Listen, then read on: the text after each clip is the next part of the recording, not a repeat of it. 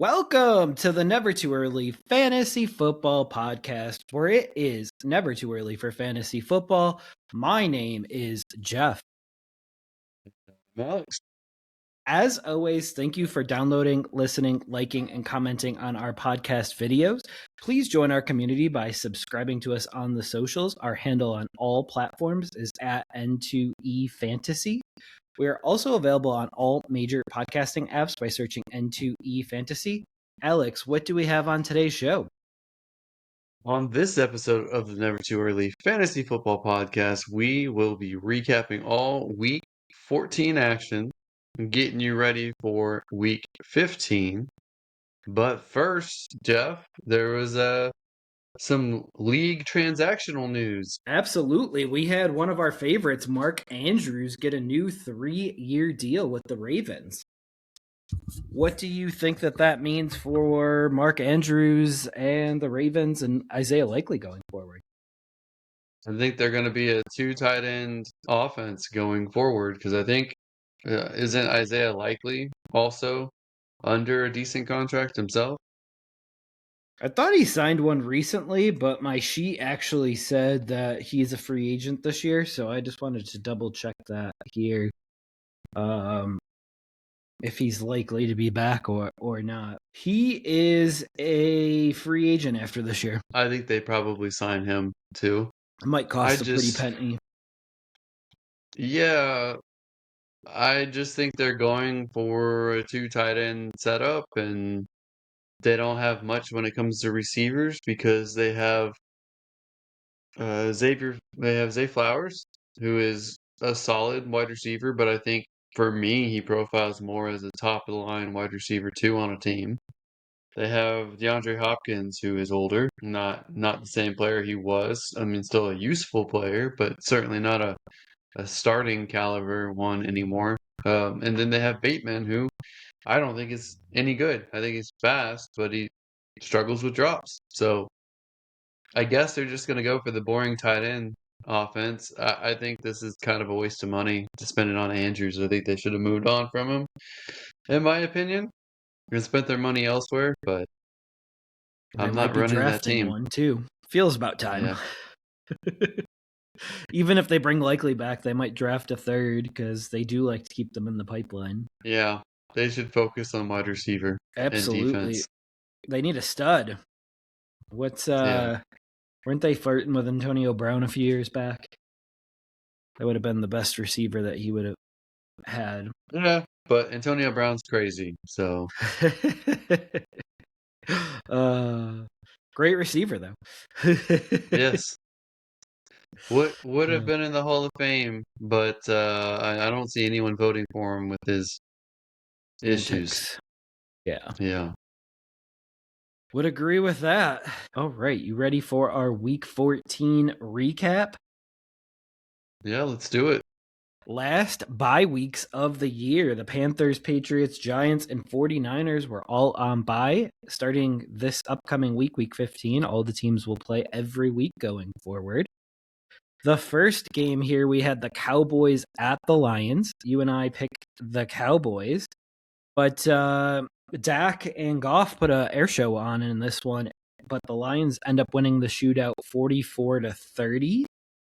CeeDee Lamb had a concussion in this one as well. It does look like he'll play this upcoming week because he had the extra 3 days to recover. But he first got 121 yards. Flournoy, I think that's how you say his name, excels in his absence, 115 yards. And it wasn't Pickens with 37 yards. It seems like he quit and was disinterested in playing. And there's some speculation out there that Jerry Jones has already decided that he's going to franchise tag Pickens. And his agent has already told him that, and he's a little upset with that. And we have Jahmyr Gibbs scoring 3 rushing touchdowns in this one. And St. Brown, surprise active in this one. He guts out 92 yards on his ankle sprain that he was supposed to miss several weeks with. Yeah, he's a tough player and one of my favorite wide receivers. I was hoping for more production from Isaac Tesla, but he did get a touchdown. Let's call him Touchdown Tesla half of his catches are touchdowns this year. They just don't So, use them. yeah, it's strange. They traded up for him But, too. yep, they traded 3 third-round picks to move up to select them in the third round. So it's quite a lot of value given up Yeah, for a third round selection. and at this point in the season, when Raymond went down and Tim Patrick was traded and Laporta is down, you can't say opportunities is this problem. No, it's questionable usage, but I believe in talent. Then talent will eventually show out. And I mean, he has had a hurt hand, although I've seen him make most of his catches with one hand, so I don't know why that affects him. But anyway, even though most of the yardage was through the air, most of the touchdowns were through the ground. We had Jahmyr Gibbs get 3 touchdowns, and even Montgomery got a touchdown in this one. So 4 touchdowns on the ground for the Lions. Gibbs putting up a 30 burger out there for anyone who started him, and he's doing that on a regular basis. So I think teams are going to get a little complacent that he's going to do that in the playoffs, and he might put up a dud. But one of the best running back picks this year in fantasy. Absolutely. He was my offensive player of the year pick, so I think he's still in contention for that. Oh, yes. Especially with Jonathan Taylor's situation that we'll talk about in that matchup. And, some people are starting to struggle. Williams, on the other hand, for the Cowboys, salvaged his day getting a touchdown, despite the fact that they were down a lot of this game. But yeah, I didn't want Pickens in fantasy this year, and this week finally justified that. The early part of the year, and then now finally justified that. And I think they'll try to work it out with Pickens, and he'll have a couple more bump weeks. But if he has another fit, I could see them just relying on Ferguson and Lamb, and now Flowney. So Yeah. Confirmation bias there, I believe they call that, now that you've actually had something happen that you believe is going to happen. But yeah, we'll see if this is headed towards a divorce or what it looks like going forward. And as you know, they just let him walk. They get their third round pick back, basically, that they traded for him. They could tag him and potentially get a trade like that's a higher value than the third round pick. That's true too. But it looks like they do have receivers in the wings, like that could fill in for him. So I don't think the Cowboys' offense is even remotely their problem. Like if you put up 30 points, you should be able to win most weeks. Yeah, their secondary is still banged up. Diggs wasn't back for this game, I don't think. He might be back next week. They could still use some pass rush. I know they had a little bit of help, but Quinnen Williams can't do everything. And in fact, the Montgomery touchdown was on a play Williams was out of. So that's a huge impact. So they still need a lot of defensive line help as well. Come on, he even blesses himself when he sneezes. He can do literally everything. Sure, you saw that draft video. All right. So, so this was essentially an elimination game, in my opinion. Like the loser of this game was not going to make the playoffs. Unfortunately, not so fast. Unfortunately, no. I think the Cowboys won't make the playoffs now. I don't know. After Monday night's matchup, that may have a change in trajectory. So we could talk about that. Yeah. The problem, like, I don't think the Eagles deserve to make the playoffs right now. But the problem is the Cowboys need to make up 2 bowl games in the last 4 weeks. And the Eagles play the Commanders twice. So we'll get to them a little bit later, too. Jaden Daniels is back. Maybe the Commanders can win a game or 2. I heard that was short-lived and that he may be done for the season now. So we'll see if that's true. All right. So speaking of an elimination game, I believe the Bills and the Bengals, our next game here was an elimination game for the Bengals. We both picked the Bills. The Bills did win this game in a snowy shootout. 39 to 35. I guess defenses have decided to take some time off here in December. That's really nice that they got PTO for December, because the first two games have over 70 points total scored. Burrow threw for 4 touchdowns in this one, but his 2 interceptions proved to be the difference in this game. Higgins caught 2 touchdowns. One was a ridiculous catch. And it's even more ridiculous now because now he's been diagnosed with a second concussion in 3 weeks and will likely miss multiple games now. And there was multiple times in that game where I believe that he could have picked up that concussion. So he made that ridiculous catch concussed. And I guess that makes it a little more impressive and scary at the same time. But Jamar Chase was held in check with 5 catches, 44 yards. And the Bengals made inactive and then released wide receiver Jermaine Burton. But Josh Allen scores 4 touchdowns with 0 turnovers, and Dawson Knox was his target leader and receiver in this game. So I don't think Cincy is officially eliminated yet. There's 4 weeks left. They are down. Yeah, because we know before we talk about the AFC North matchup there. One of the teams had to have won for the most part, unless they tied. So that brings them to a 7-6 record. So the Bengals are down by 3. They basically need the winner of that matchup to lose out. Bengals need to win out. And the other team needs to only win 3. And the Bengals will win the division. So it's not official. No, but it's just it's even less symbolic. likely. It's just less likely at this point. Yeah, it is unfortunate that the road team won the matchup and they're hosting the next one. So Also, the Bills, if Josh Allen gets a significant injury, they might not make the playoffs either. So, I mean, nothing is for certain with 4 games left. right, but I'm not betting on that because that hasn't happened yet. More likely Burrow gets injured. He's already had his injury. He's had his yearly injury, Jeff. He's back. Can he win comeback player of the year mid-season? I don't think you should get comeback player if you're have a losing record. That's just my 2 cents here. Could have been Danny Dimes, but we'll get to him in a little bit. Yep.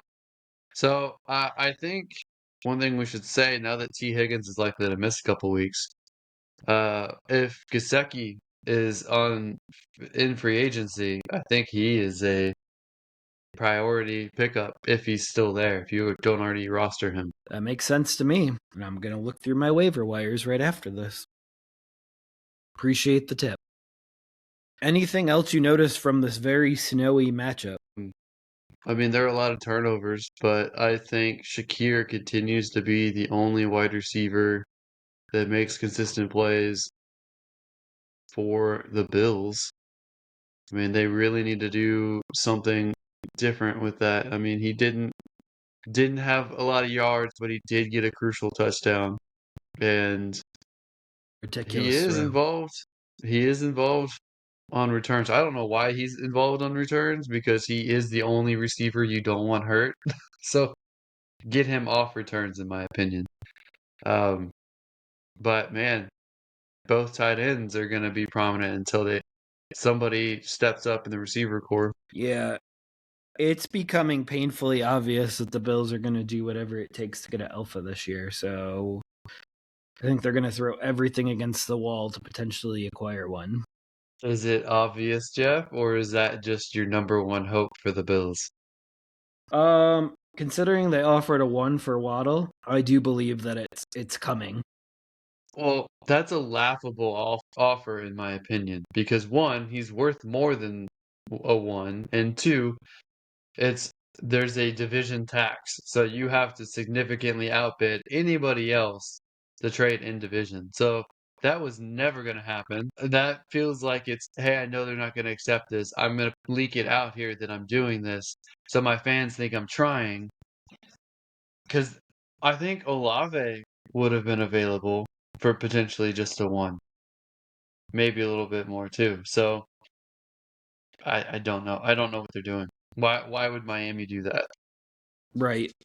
But can we see if Arizona potentially trades Harrison or Wilson? I think because they have to pay Wilson, I mean, they have to make the decision. Do we pay Wilson and move on from Harrison and admit defeat on Harrison? Or the easier thing is just to move Wilson and not pay him and hope that Harrison continues to improve because of the difference in draft capital and where their contract status is right now. I would think teams would have to wildly overpay for Harrison's current value for them to move on from Harrison. Yeah. And Wilson's entering the last year of his deal. And I mean, Jefferson is upset and aging. Um, Here's a good thought process. Who out there has a quarterback that they could trade, like a quality quarterback that they could trade for a wide who? receiver? Who? No, I'm just wondering because the scuttlebutt is that they're going to move on from Kyler Murray and that there's going to be a new starting quarterback next year. They may or may not be able to move up in the draft. I don't know. So Harrison could be low-hanging fruit to add on to a trade for a quarterback, whether top rookie or if there's a team out there that has somebody like that. That's fair as well, because I think Gannon probably wants his guy because he's got one last shot, I feel like. Because I keep having this thought that they will trade up in the draft for a quarterback. I don't know if there's anyone tradable. I mean, maybe Mac Jones, maybe to a lesser extent Davis Mills, but I don't think the Texans move on from him after he just helped them big time. Absolutely. Anything else in this matchup here? Oh. Nope. Uh, I will say the Bengals gave this away to Buffalo more than Buffalo won it, in my opinion. Is Burrow's 2 picks were the difference. Back to Yep. back turnovers tanked this team. They had 3 touchdowns in 5 minutes, the Bills, and that's how quick they can score. Yeah. That's what makes them dangerous. All right, speaking of dangerous, we had the Colts at the Jaguars. This was for the division lead in the South. And you had picked the Colts and I picked the Jaguars. This was our only difference of the week.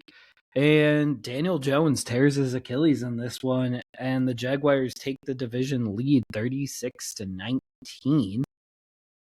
Daniel Jones will miss the remainder of 2025, and this also puts a wrench in his plans for 2026 and as far as an extension goes and beyond. Jonathan Taylor does salvage his day a little bit with 74 yards and a touchdown, but he did fumble the ball stretching for extra yards when Riley Leonard was in. And the Colts also, this is something to just put a pin in for right now because we don't know where this is going to go. But the Colts sign 44-year-old quarterback Philip Rivers to the practice squad. So it'll be interesting to see if Rivers or Leonard can be respectable enough going forward to get the last playoff spot.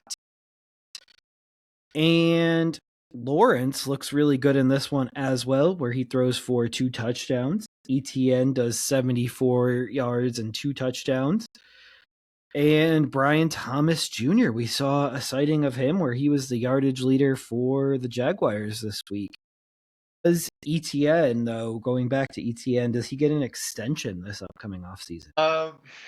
They made an investment in Baseball Tootin that I think that they might consider switching to as a cheaper option and spend the money elsewhere because I don't think ETN is worth top dollar at the running back position.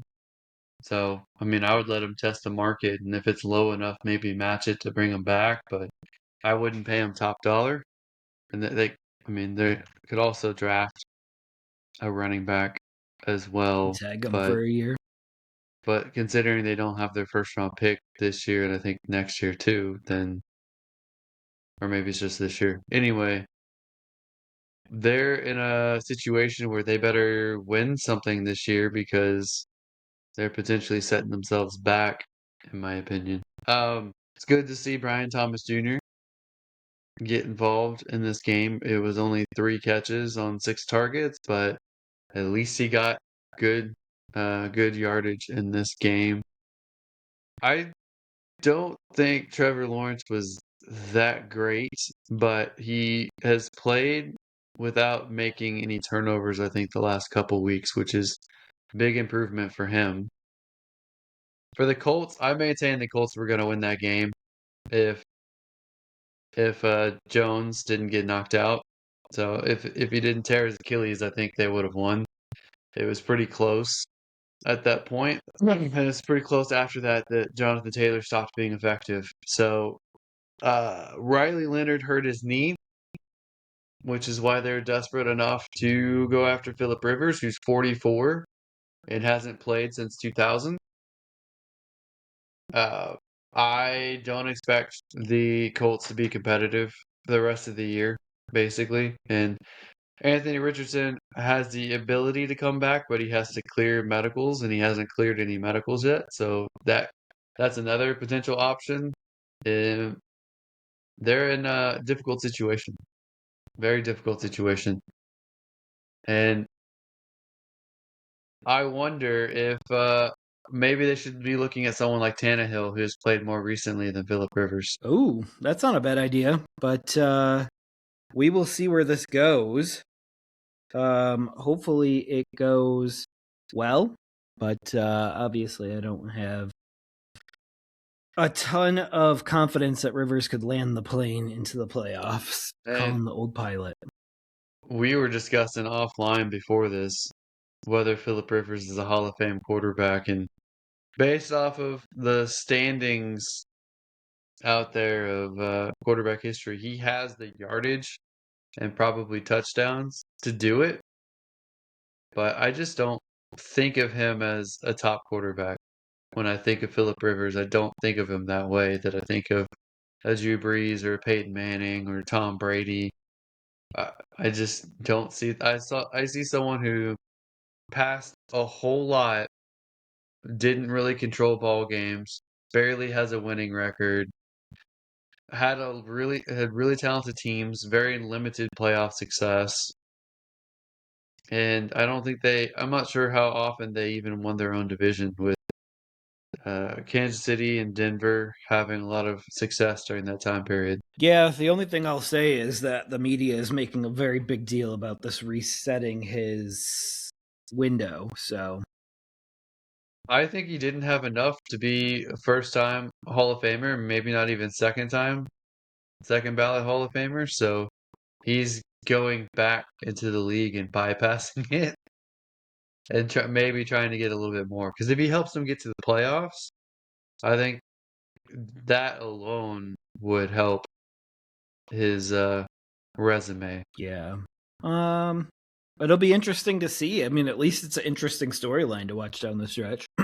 I feel bad for the Colts, even though they're a division rival, the Texans. I feel bad for them because they had a pretty nice, well-rounded team, and they traded 2 first-round picks for Sauce Gardner. He immediately got hurt.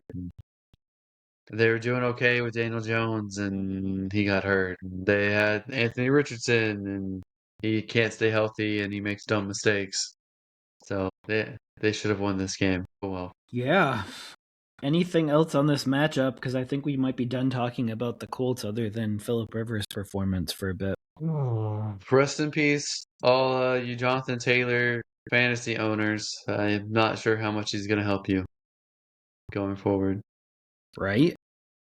I wish the Giants cut Russ and then the Colts could scoop Russ, because that would be at least a little bit interesting. That would be the best available option if that's the case.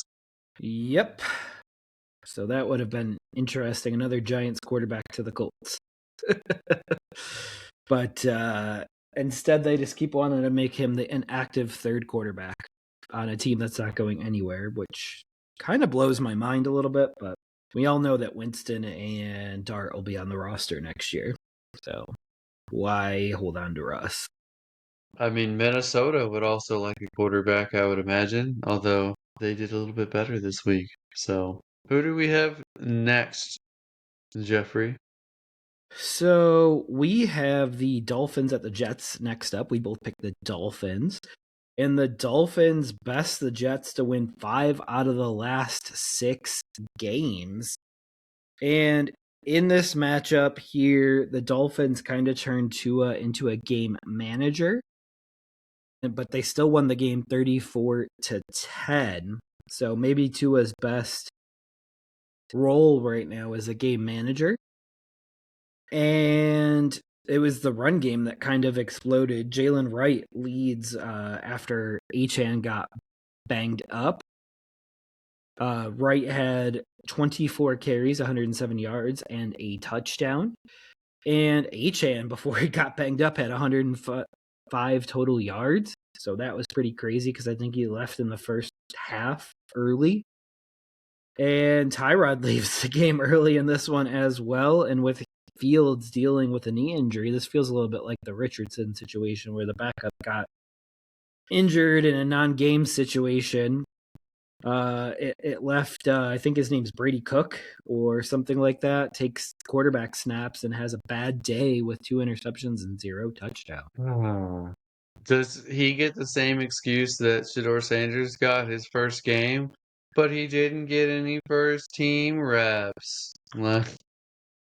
No, Right. he looks bad.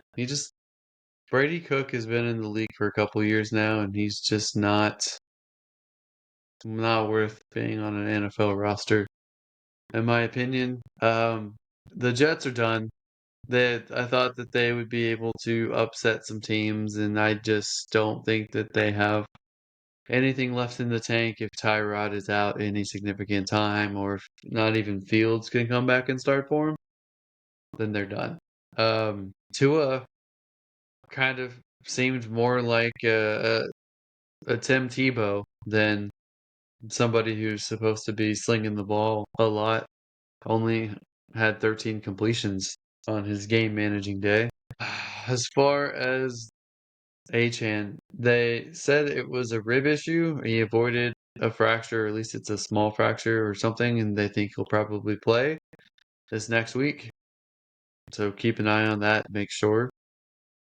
Do we think Jalen Wright really is the backup, or do we think Gordon would legitimately be the backup if Achane missed any time? Because it seemed like they went to Wright because they had such a huge lead. That's a great question. I've been a big Wright fan this entire season, but I know other people are Gordon fans, and I don't know if you remember, but in the preseason in Dynasty, I tried to get as many shares of Wright as possible going into the season because I didn't know if Achane could last the entire year.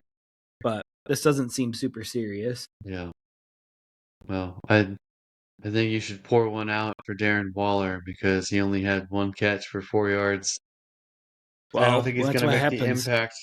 I don't think he's going to make the impact that you hoped for. Yeah. Well, since Tua's turned into a game manager versus someone that was throwing a ton, they've won 5 out of the last 6. So that's a pretty big jump forward. Do you think Mike McDaniel might be safe or getting close to safe territory again, or what are we looking at here? I think he's at this point more safe than not, which blows my mind.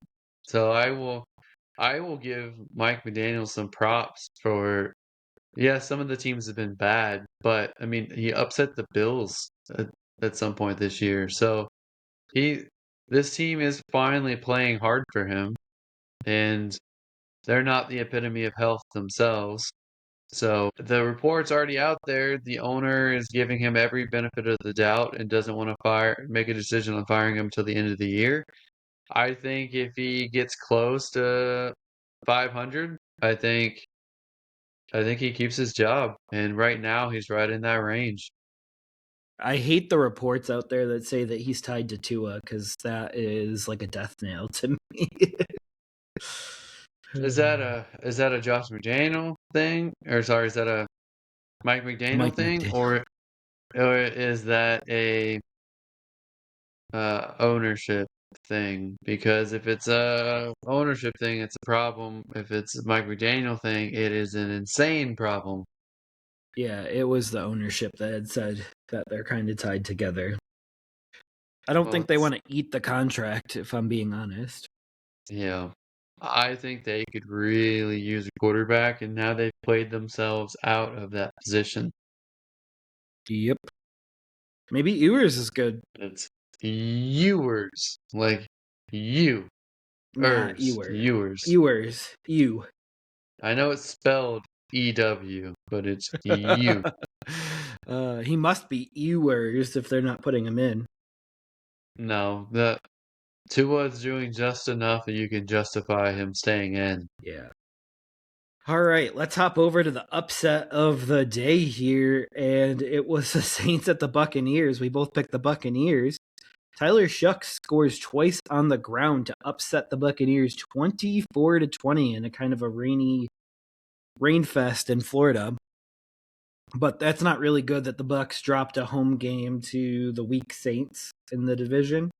Now they're tied with Carolina going into the last 4 games.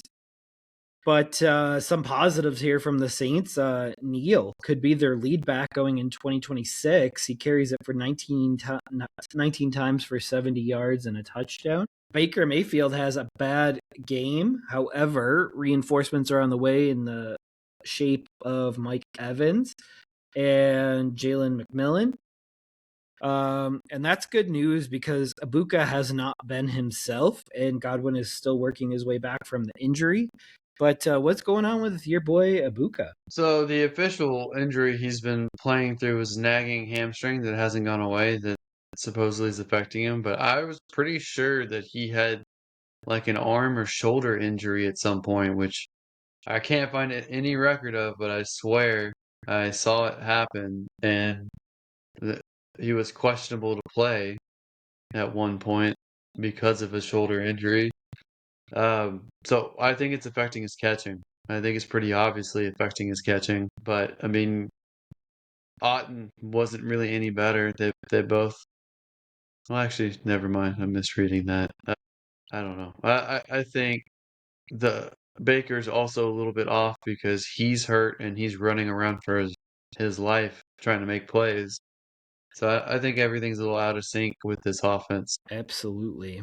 Anything else on this rain fest here? They have the Falcons up next.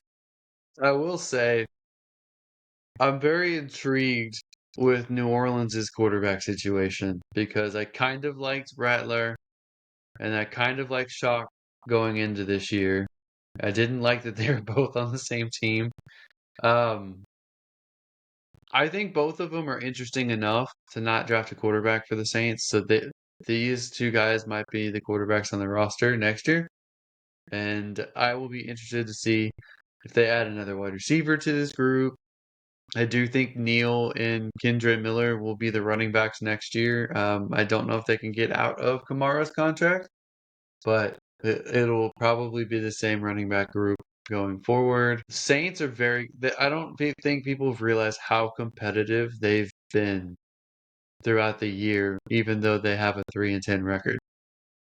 So I think they're a team that's closer than people expect. Yeah, I could see them start shedding some older contracts. So, like your Taysom Hills and your Kamaras, and I could see them re signing Olave. And we'll see what they look like going forward, but I could see them start shedding some dead weight. I mean, they barely lost to the Patriots. They barely lost to San Francisco. They barely lost to the Cardinals. To beat the Panthers, right? They did beat the Panthers by 10. Mm-hmm. They lost to the Falcons. So I could see next week be interesting between the Saints and the Panthers. And I could Yep. see end of the year the Saints beating the Falcons. I mean, that's That'd be nice. Saints. Okay, I'm not gonna say that they beat the Panthers, but they play the Panthers, Jets, Titans, Falcons to end the year. They might go on a win streak, a 5-game win streak to end the year. It's possible. It is possible. All right. Anything else on this matchup? I think that's it. What's next on our agenda? One of the big division rivals of all time, the Steelers at the Ravens. We both picked the Ravens in this one, but the Steelers get a call late that ultimately wins the game for them 27-22. Rodgers has his best game in a month or more, as does DK Metcalf with 148 yards. And Pittsburgh's run game was non-existent in this one, as Gainwell and Warren combined for 28 total yards rushing. Lamar plays better, but still not enough. Flowers has a good game as well. Also, or not also, but he has 124 yards on 8 catches. And Likely's TD was the one that was reversed late in the fourth quarter that a lot of folks believe it was a touchdown, but it was a judgment call. He's got to hold on to that. I think it's a touchdown. And I will say Mark Andrews got the bag and then followed that up with a one catch performance, 1 catch, 9 yards on 5 targets. So, not impressed with him. I don't think he deserved that contract. Flowers has these um, really nice games every now and then where he has good yardage and then he completely disappears. Luckily for the Ravens, he showed up. Unlucky for them, Lamar Jackson just didn't look good, and um, he did okay. I mean, got 2 touchdowns and only 1 turnover, but ultimately, I don't think he looked very good. Ah.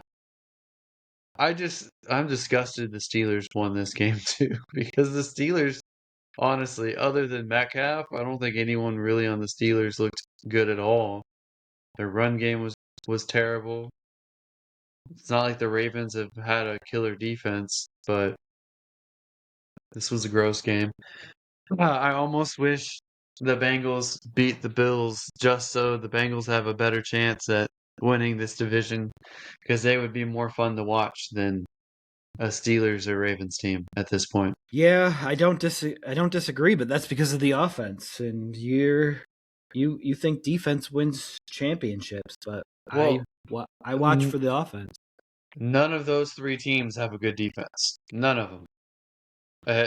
The mildest one that's the best, like the sliver of a hair, the Steelers have the best, but it's very old, and their offense is the worst. So I mean, it completely offsets the rest of it. They brought in his boy MVS, which ironically came from our next game here. I believe he was a Seahawk for a minute this year.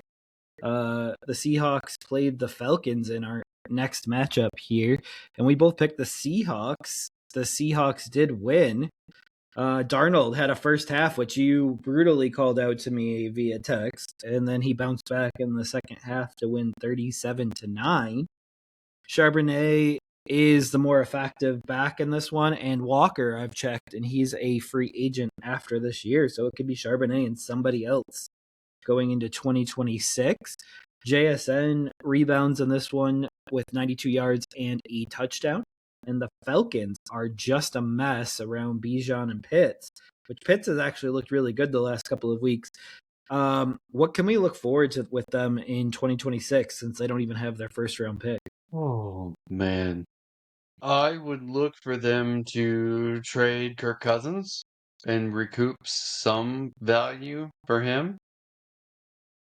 I think it's more palatable to do it next year or the next offseason.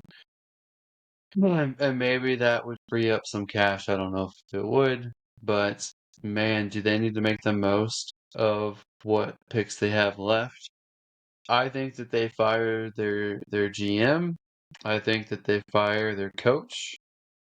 Um, and but I think someone could come in and salvage this team because on paper they have a lot of high-end talent. I think Pitts has recouped some of his value and it looks serviceable. I think they look great with London. They need a second wide receiver.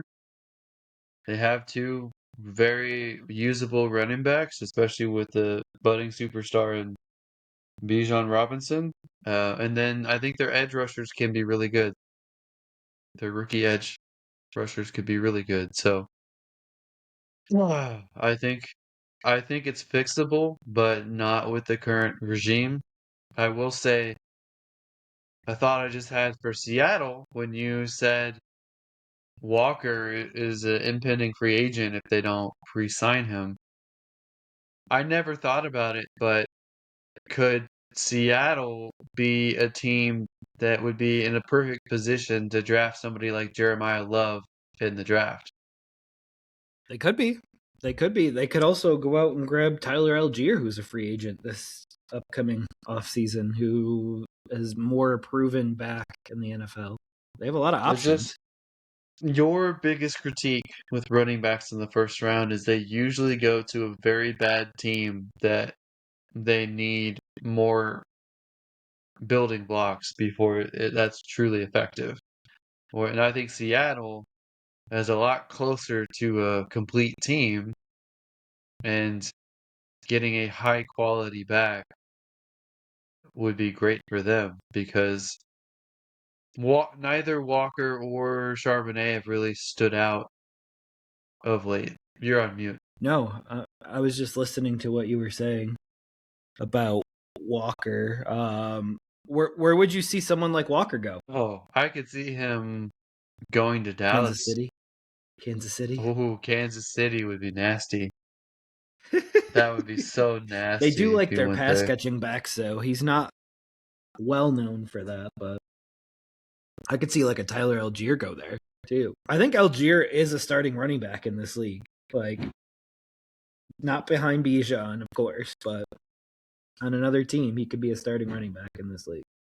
Well, I could see the Texans in on a running back as well. I really like Woody Marks, but I think that they envision a platoon, and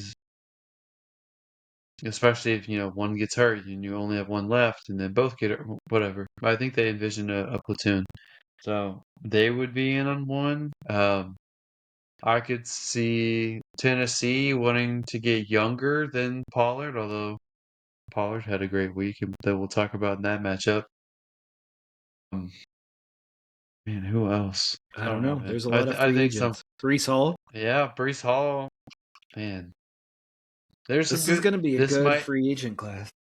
yeah, this might fix the running back market. And it might fix the Chiefs because they're really hurting on a run game, like a consistent one. Also, they're down like 6 offensive linemen.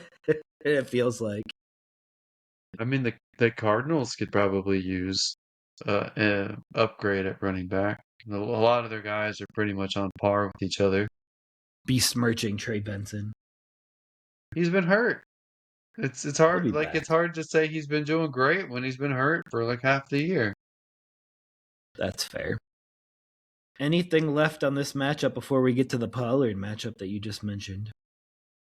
My vote is for JSN to be MVP. I don't think any of the quarterback is worth it. 35 touchdowns by Stafford's not worth it? Did He's he going to lose to the broach 50. Panthers? Did he lose to the Panthers? By himself? I mean, yeah, I think by himself. Did he throw interceptions? 4. 35-4 ratio is ridiculous in the NFL. uh, I can't do it. Not after that Panther game. He lost it for me. wow. Josh Allen had a few stinkers last year and won it, so it happens. I mean, there's a debate for Josh Allen this year because literally his wide receivers look so bad that he's the only thing keeping them in games. Well, him and James Cook, but All right. Next matchup is the Titans at the Browns here. And we both picked the Browns, but the Browns missed the 2-point conversion. And the Titans end up with their second win of 2025 and a 31-29 victory. Pollard looked like a stud in this one with 161 rush yards and 2 touchdowns. Sanders outplays Ward, even though they lost. He throws for 364 yards and 3 touchdowns and adds a rushing touchdown. Gannon does look like he's developing into a lead target for Sanders, and it is announced that Sanders will start the rest of 2025. Any of your takeaways from this matchup? I think let me just say, I think it's debatable that Sanders outplayed Ward. Sanders threw the ball twice as much as Ward did. They got They completely trust him. one-dimensional. A lot of his passes were screen passes that blew up. They had the same amount of interceptions. Sanders took more sacks than him. I think Ward played reasonably okay. They both completed half their passes. I did not, however, expect Tony Pollard to blow up the way that he did. Like, he's capable of that, but I did not expect Cleveland's defense to decide not to show up at home. That was never on my bingo card for this weekend. I don't know about you. I did not expect Cleveland to just bend over on the defensive side. Me either. I don't know where that came from. The offense shows up and the defense decides to stay home this week. Yeah, it's weird. But I will say Shedeur Sanders did have a couple really nice throws right on the money. One to Fannin, one to Njoku. Unfortunately for Njoku, that was his only target, only catch, but it was for a touchdown, and then he got injured. I don't understand how he got injured on that play. It didn't look super crazy to me. Maybe he was already banged up to begin with and re-injured it. I don't know. But both teams played very hard not to end up with a top 3 pick. Very confused by that aspect, but good for the Titans for getting a win. Yeah, and you can't really blame Sanders here because he's actually trying to play next year. Like, Oh yeah, well he had 42 tries to get the ball going, so I mean he's trying. yep. Their run game was completely shut down by Tennessee's run defense.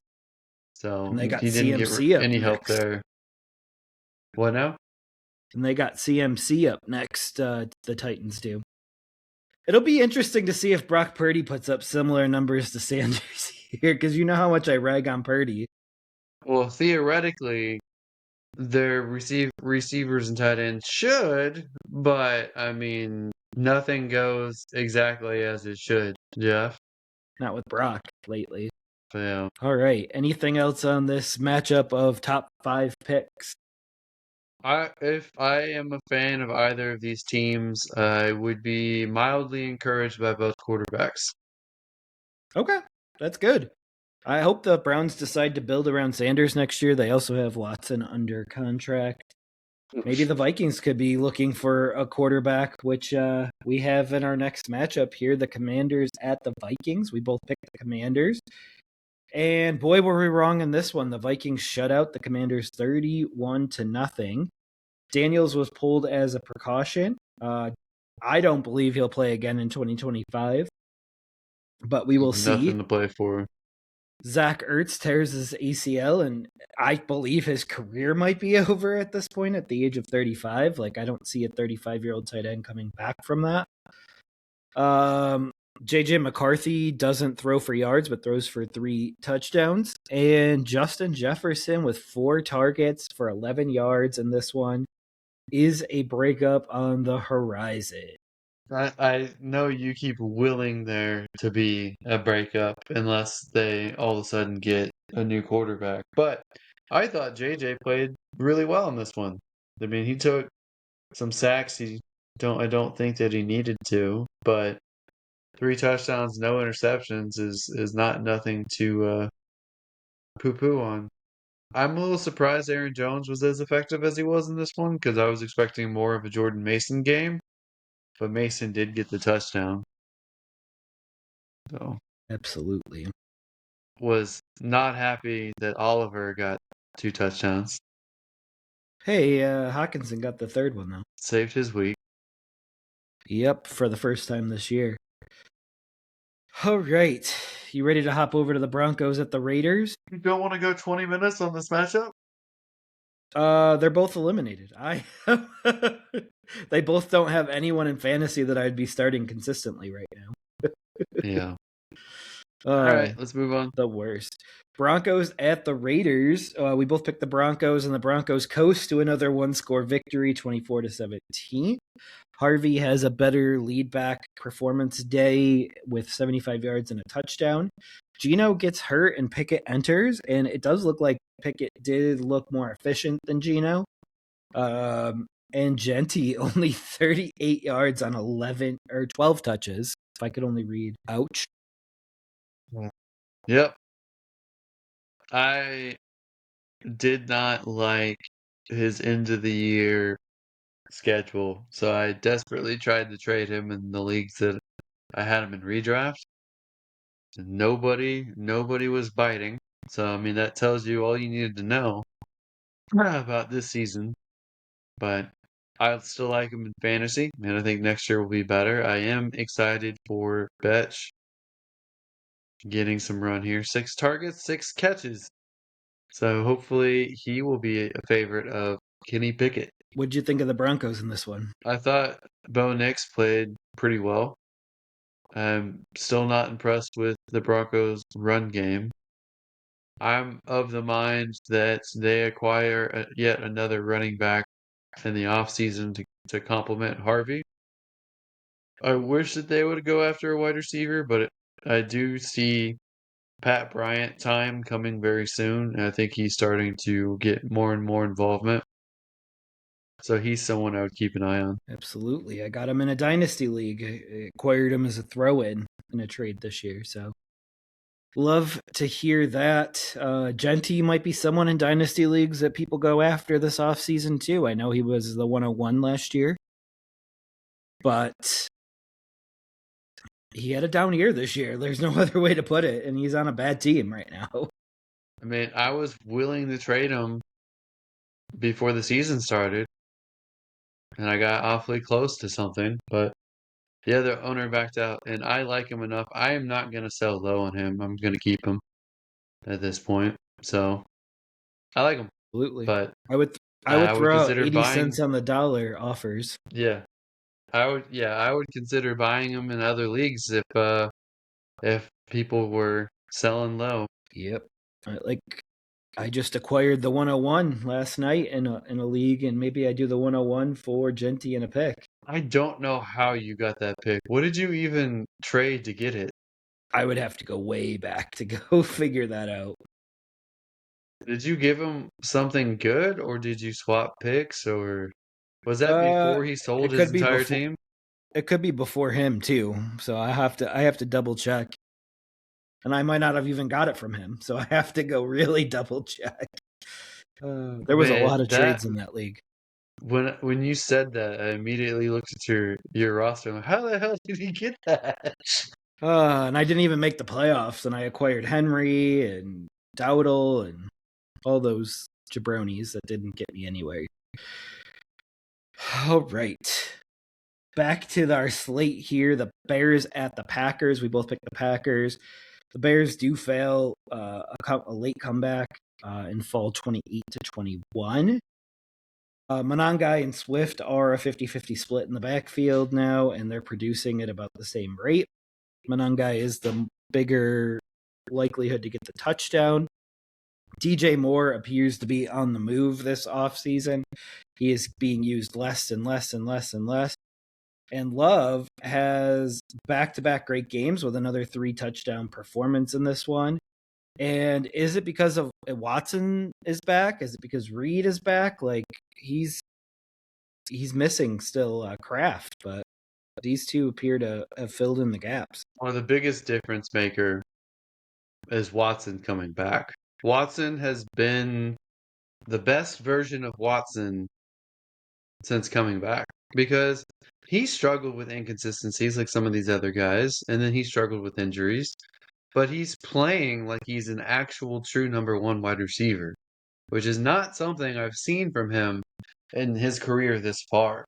So if he keeps playing like that, and then Reed keeps getting very crucial conversions and crucial catches. I mean, they could be the 1-2 receiving option, and then I don't think Kraft is coming back this year. But if all three of them are playing together and all of them are healthy, this could make the Packers a really, really good team in 2026 too. So I Absolutely. like it. Not I even, like and then I would imagine Golden is a better receiver in 2026 as well. So I'm a a Reed lot of guy. optimism. Yeah, a lot of optimism. I like Reed too. I just don't know if they'll. It's the same thing with Downs. I don't think they get used as much as they should. No, but Reed has operated as the one previously in this offense. But we'll see. So if you have two guys that can be the one on any given week, and the other one takes the back seat, that's a pretty big advantage in game planning because you Yeah, don't need each guy to stand up each week. yeah. Do you want to beat someone deep or do you want to beat them underneath? Got a decoy now. So I will say Bo Melton is a better Travis Hunter than Travis Hunter was in a short time this season. Okay. I don't know if you knew this, but Bo Melton is a wide receiver that converted to corner because the Packers desperately needed another corner. And he also got a 45-yard touchdown catch in this game. Beat He's that, the new Travis Hunter. Travis Hunter. He's the new Travis Hunter. All right. On that note, let's hop over to where the MVP really is at here. The Rams at the Cardinals. We both picked the Rams. Stafford is up to 35 touchdowns as LA bests Arizona 45-17. Blake Corum, pretty even split with Kyron here. So Kyron owners better take note, but that could be because of the blowout in this one.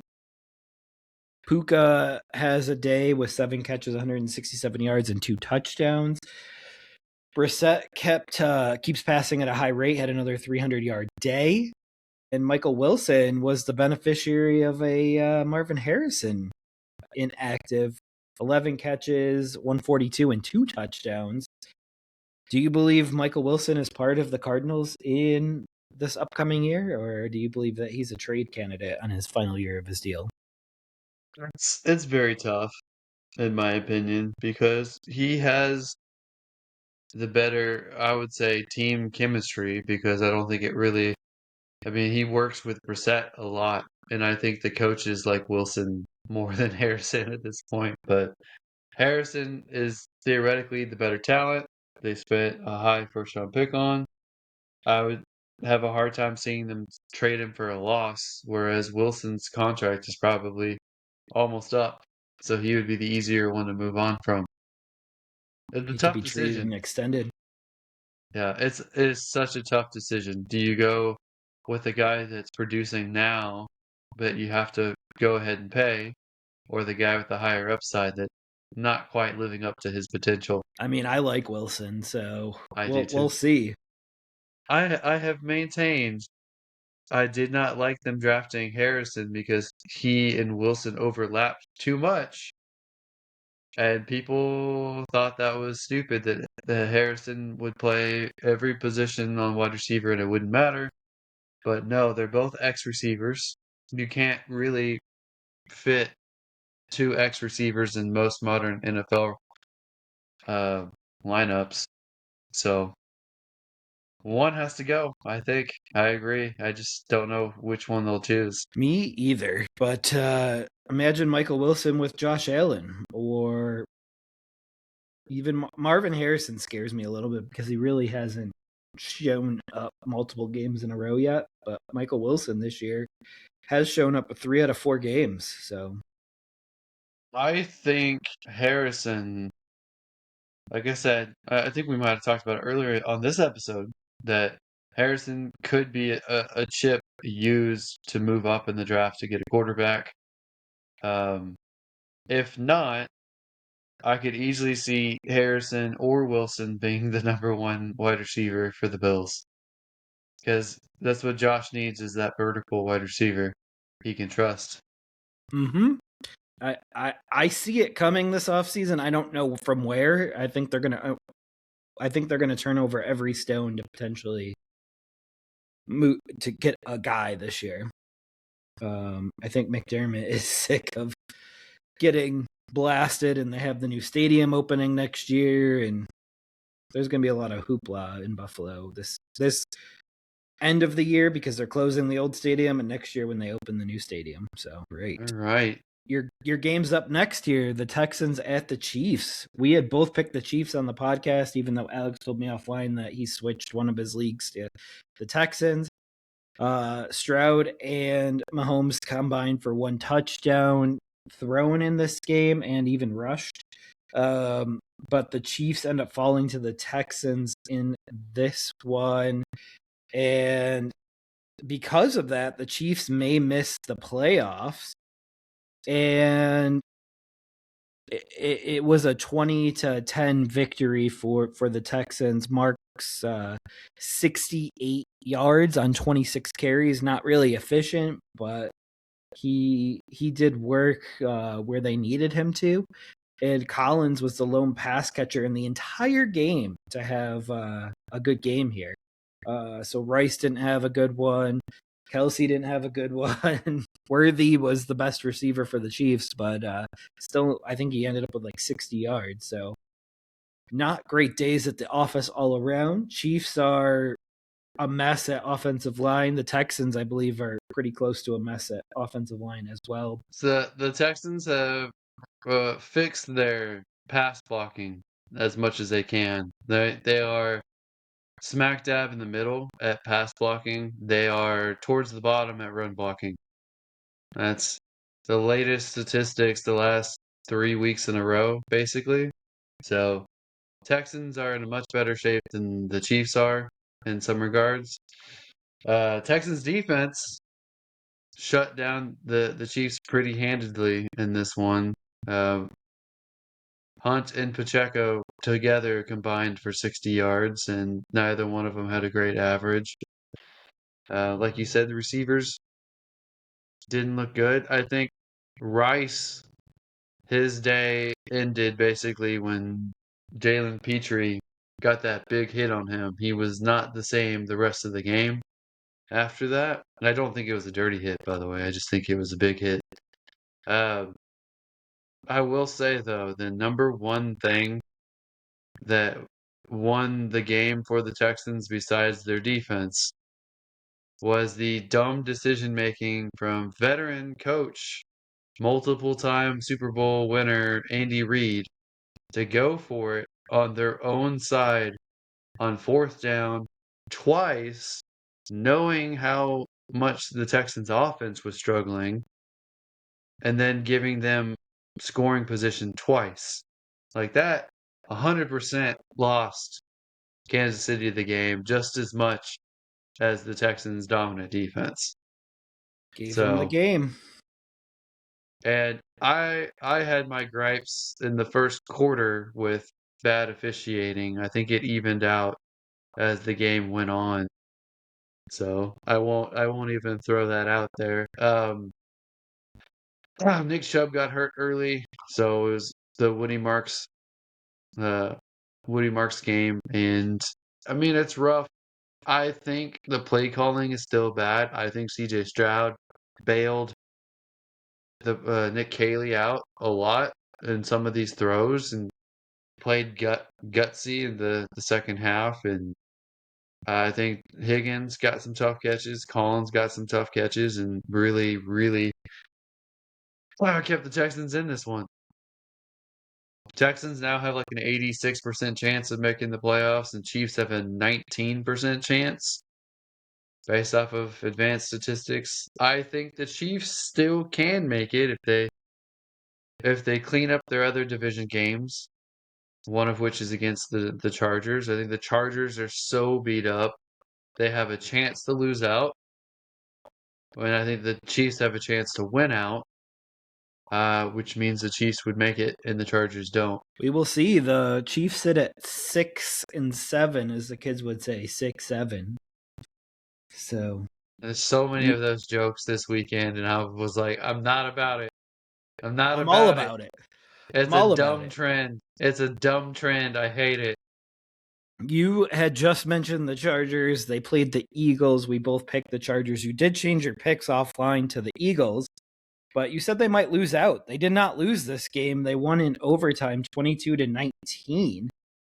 And Hurts hurt his team with 5 turnovers, 4 interceptions, and 1 fumble.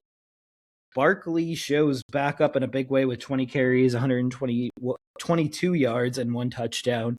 And A.J. Brown goes over the 100-yard mark for, I think, a third straight game.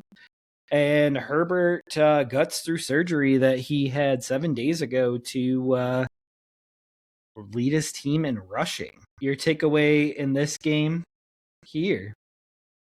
I mean, I think it was very similar to Mahomes with the Texans. I don't think Herbert will play that exceptional, especially as a passer, when you consider that McConkey, Keenan Allen, Quentin Johnston, and Gadsden all combined for 7 catches for 49 yards. I don't think that's that great of a performance considering the Eagles secondary is banged up and as well as their defensive line is banged up. And the Eagles, in my opinion, most positions outplayed the Chargers. So I think the Eagles should have gotten this win, especially if their kicker didn't miss that field goal. I think they would have won and it wouldn't have gone to overtime. However, I think Jalen Hurts has exposed himself as I don't think that people can say he's a good quarterback anymore. I think he's a bang average quarterback who, the way that the team is built, he only really contributes as um, a tush push quarterback. And I think that that novelty is running its course. So I think that they should be looking at a quarterback and an offensive coordinator or even a head coach, maybe all 3 of those things. The only thing I wouldn't replace is the general manager. Maybe keep the defensive coordinator too. But this is a team that's not shied away from moving on from winning coaches or winning quarterbacks. They've done it multiple times now. So I think it Yeah. needs to be done at this point. This team is too talented to be wasted like this. And I think the Chargers, if everything is healthy for the Chargers, I think the Chargers are a very good team and a borderline Super Bowl caliber team. But their offensive line is so banged up. And Herbert has issues like Burrow does, where he's hurt almost every year now. I don't think the Chargers are a playoff caliber team. I know you don't think the Eagles are. I think the Eagles right now are more of a playoff team than the Chargers, but neither one of them you feel good about.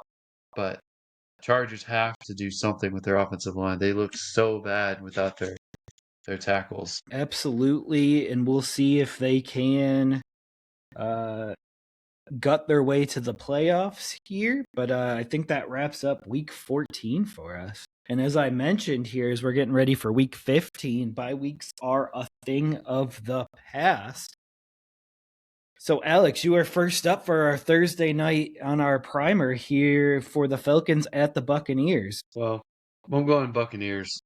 I mean, yes, they've been upset a couple times, but I still feel like they should win this one. Yeah, I'm gonna go the Buccaneers as well, and I believe that as well. And that brings us to our next game here, which our Sunday slate at 1:00 is going to be very large. It's the Cardinals at the Texans, and I'm going to go the Texans in this one. Who are you going, Alex? I'm also going the Texans. There's 2 teams I'm pretty sure one's gonna win out the rest of the year, one's gonna lose out the rest of the year. And the Texans, I think that the Texans are gonna win out. Yeah. All right. You ready to hop to the next game here? You're up next with the Ravens at the Bengals. This one was tougher. Because of the T. Higgins injury, I'm gonna go Ravens. If T. Higgins was a full go, I think I would have picked the Bengals. Yeah, they got Yoshivash and Fant and Gasecki and all those players. So I'm going to go the Bengals, and you're going the Ravens? Yeah. I don't feel good about it. I wouldn't I either. don't. All right. Next up is the Bills at the Patriots, and I'm going the Bills because you can't bet against Josh Allen. Well, I'm gonna go with new Josh Allen, and I'm gonna go with Drake May and the Patriots at home. We will see. We will see They what they got look more. like after the bye week. Yeah, they got more time to prepare. Vrabel is a better defensive mind than McDermott. I think. You don't Better think so? defensive talent. Better defensive talent, maybe. I think McDermott has more than proved his defensive mind over the last I think the decade. Bills' defense is a mess, and I think that, to be honest with you, I think the Patriots have more offensive firepower than the Bills do, and I think May is playing much better than Josh Allen is this year. Okay. We'll see who wins the MVP then, or who will be higher on the MVP votes. I think May is too new to put on that list, but I think performance wise, he should be in the conversation. Yeah. All right. It's gonna So be we this is my matchup of the week, by the way. yeah, it'll be a great game. It should have been later. Should have been a Sunday night game, but I digress. We have the Browns at the Bears up next. Who are you taking in this one? The I'm taking the Bears. I think You're it'll be taking a closer game than the 7.5 points right now. But Yeah, I don't think it hits that, but I'm taking the Bears as well. And the ticket prices are the second highest of the week, or the third highest of the week. The Broncos and Packers, the Bills and Patriots, and then this game because people want to see Shador Sanders play. that's so silly. I do think Miles Garrett has the ability to ruin the Bears' day. So, and the Bears' defense is pretty bad, so Shador could tear them up. We'll see. All right, Chargers at Chiefs are up next, and I am going to go the Chargers in this one. That's so silly. Offensive I, line and Khalil Mack. I think this could be a very hard day at the office for Mahomes. I mean, that's to be fair, both offensive lines are super banged up. I do think Mahomes is healthier, so I mean, that's one way to balance it out. I I'm gonna go Chiefs, man. I think it's a very close game. They're both in similar situations, almost identical situations, I would say, but it's in KC. All right. So you're going Chiefs? Yep. All right. Raiders at Eagles, you are up. Well, at least I got an easy one this time. I'm gonna go Eagles. I'll make it Uh, the Eagles as well, and I think this is a get right game potentially for Jalen Hurts. Next up, we have the Jets at the Jaguars. And in this matchup here, I'm going to go the Jaguars because I believe this is a pretty easy matchup as well. Who are you taking? I'll take the Jaguars. If if Tyrod was healthy and didn't pull his groin, maybe I would consider the upset, but it's not the case. And the Jaguars' strength in their defense lines up with the Jets' strength on offense, so they'll probably stifle Brees. Poor little Brees. Don't say that. I need him in a few leagues. But the next Him with no quarterback going against the Jaguars who play a pretty good run defense. Good luck. absolutely. All right, you have a hard one here. The Commanders at the Giants. Well, I mean, if we're thinking Jaden Daniels gets shut down, then I'm gonna go Giants. I'm gonna ride Jackson Dart for the I rest am of the going to go year. the Giants as well. The next matchup is very hard for me and very near and dear to my heart. The Panthers at the Saints, and I'm going to go with the Panthers getting their payback from a few weeks ago. Ooh, I still feel like this should be a very close matchup, and like I said, the Saints play pretty tough, even with their losses. But I'm gonna go Panthers. Hopefully, that time off, they've game planned for this, and they're ready to go. Cover Juwan Johnson because he's the one that killed them last Yeah. All right. You're up with the Lions at the Rams, which is actually a really tough one. Yeah. This is one of the better matchups this week. I'm gonna go the Rams. I think they're a better team and a better coach team, and they're at home. Make it a second Rams. And should be one of the matchups of the week, as should this next one, the Packers at the Broncos. I'm going to go the Packers because I think the Packers' offense is better than the Broncos' offense, but I think their defenses are pretty similar. So who are you taking in this one? Well, I'm gonna go with Broncos. They're on a 10-game win streak. They're 6-0 at home. I think their defense is pretty legit. I think the Packers are gonna feel the mild high air in the cold. So give me the Broncos. All right. So we have another difference there. I think that's our third difference this week. And then the next matchup here is yours, the Colts at the Seahawks. Are you taking Phillip Rivers and the Colts or Sam Darnold and the Seahawks? I don't even know if Phillip Rivers is gonna be starting. I have no idea. They might have their punter out there playing quarterback this week, Pat for all I McAfee? know. McAfee, I don't know if you watched McAfee's show. He does not look like he's in shape to play football right now. But I'm going Seattle at home. Give me Should be a Seattle no-brainer. as well. The Rams and them are marching towards the division, and only one can win. So that'll be interesting there. But the Titans at the 49ers are up next, and I'm going to take the 49ers. And I'll be interested to see if Brock Purdy puts up as good a day as Shedeur Sanders did against the Titans. Who do you got? Man, I'm going 49ers. You paused I'd be a little shocked. bit there. I mean, there's always these trap games, and I think the Titans are gonna start playing a little bit better. But yeah, definitely 49ers. All right. All right. Sunday Night Football is all yours. The Vikings at the Cowboys. I don't think it's as much of a blowout as I thought it would look like, especially after this past week where the Vikings won 31-0. But I do expect the Cowboys to win this one. I do as well. I don't think the Vikings can keep up score-wise with the Cowboys. All right. Brings us to Monday Night Football, the Dolphins at the Steelers.